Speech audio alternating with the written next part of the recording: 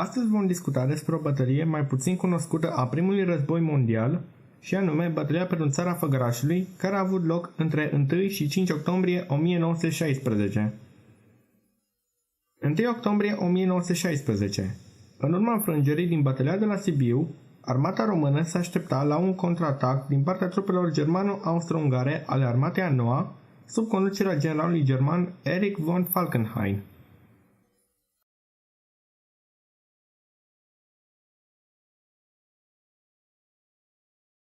Înaltul comandament l-a informat pe Constantin Prezan, liderul armatei române din Transilvania, că ofensiva cu rolul de a depresuriza Corpul 1 armată nu mai este actuală. S-a decis că armata a doua trebuie să se retragă diseară pe linia Hoghiz, Olt, Bogați, Șercaia, Perșani. Cartierul general este de părere că, pentru a coopera cu armata a doua, grupul Armată Nord trebuie să își mute flancul stâng înapoi pe pozițiile de dinainte ofensivei. În dimineața zilei de 1 octombrie, Prezan a ordonat ca Divizia 14 Infanterie și detașamentul Bistrița să rămână pe poziții. O brigadă a Diviziei 2 Cavalerie a fost lăsată alături de grupul Armată Nord pentru a securiza partea de sud a Homorodului, în timp ce brigada 15 Infanterie se afla în rezervă la Praid.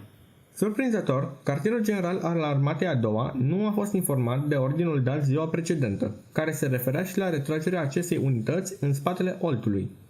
Atunci când generalul Crănicianu a aflat că aripa de sud a Diviziei 7 Infanterie era postată la Betești, a fost îngrijorat că inamicul ar putea avansa prin gaura de aproximativ 30 de km dintre divizii, spațiu apărat de doar 2 unități de cavalerie. Ca urmare, acesta a cerut o divizie pentru a acoperi flancul sudic al grupului Armată Nord și a blocat drumul spre Valea Bogății. În caz contrar, s-ar fi retras între Șercaia și Hoghiz pentru a proteja drumurile ce duceau la Brașov. Decizia comandamentului a fost ca acesta să se retragă, în aceeași perioadă trupele inamice ajungând deja la Brașov.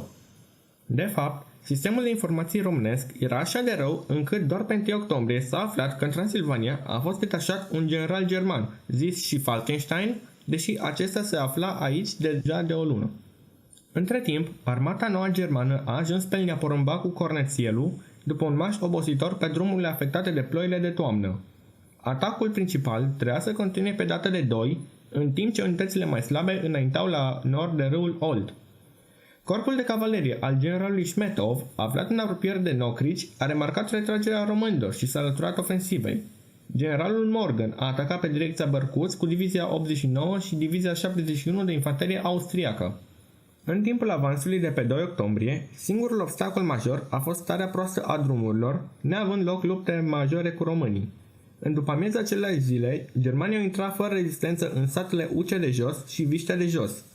Unul din puținele puncte în care au avut loc lupte a fost la Bărcuț, unde părți ale diviziilor 3 și 6 infanterie române au pornit chiar la contraatac, suferind mari pierderi. Diviziile 89 și 71 germane i-au respins pe români, ajungând să ocupe satul Steinberg, dar s-au trezit a fi amenințați dinspre Meschendorf și Moha. La 4 km de Moha, unitățile Diviziei 71 au fost respinse de o parte a Diviziei 3 române. Trupele române, în ciuda rezultatelor obținute, n-au putut urmări adversarul, ordinul de retragere în spatele Oltului fiind în plină desfășurare. Astfel, cele două divizii au fost trimise la Șoarș. Pe data de 3 octombrie, generalul Crănicianu intenționa crearea unei noi linii de apărare. Jumătate din Divizia 4 urma să apere Șinca Veche și Perșani, Divizia 3 Infanterie trebuia să apere Valea Bogății la Hoghiz, un alt obiectiv foarte important strategic fiind și calea ferată de la Rupea. Cele două divizii au fost suplimentate cu 2 batalioane care urmau să apere satul Comăna. Brigada 2 a Diviziei 4 Infanterie urma să acopere retragerea dinspre Șoarș la capul de pod din Făgăraș, în timp ce Brigada 2 Călăraș menținea flancul sudic al orașului.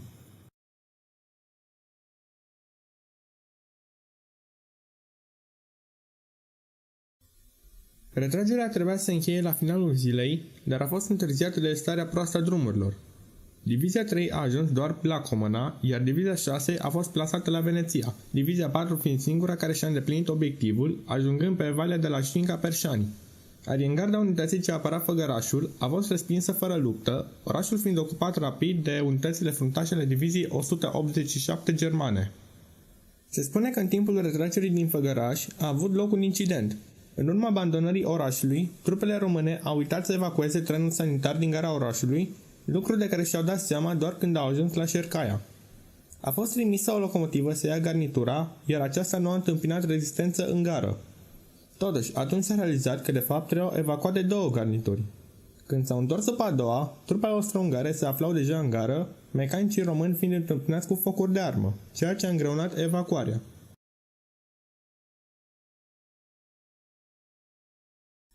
Pe data de 5 octombrie, trupele germane au continuat să înainteze la nord și la sud de Olt, ocupând satele Kalborg și Felmer. Atacul era planificat pentru ziua anterioară, însă pregătirile au fost întrerupte de atacuri ale românilor. Comandanții germani, observând că inamicul se retrage, au pregătit o nouă acțiune ofensivă care avea ca obiectiv principal flancul de sud. Divizia 187 a ocupat Cercaia, iar Divizia 51 Honved satul Vadu. Soldații români retrași din Făgăraș au fost atacați din nou la Mândra și obligați să se retragă, ceea ce le-a permis germanilor în aceeași zi să ocupe satul Șercăița și înălțimile de la Șinca Veche.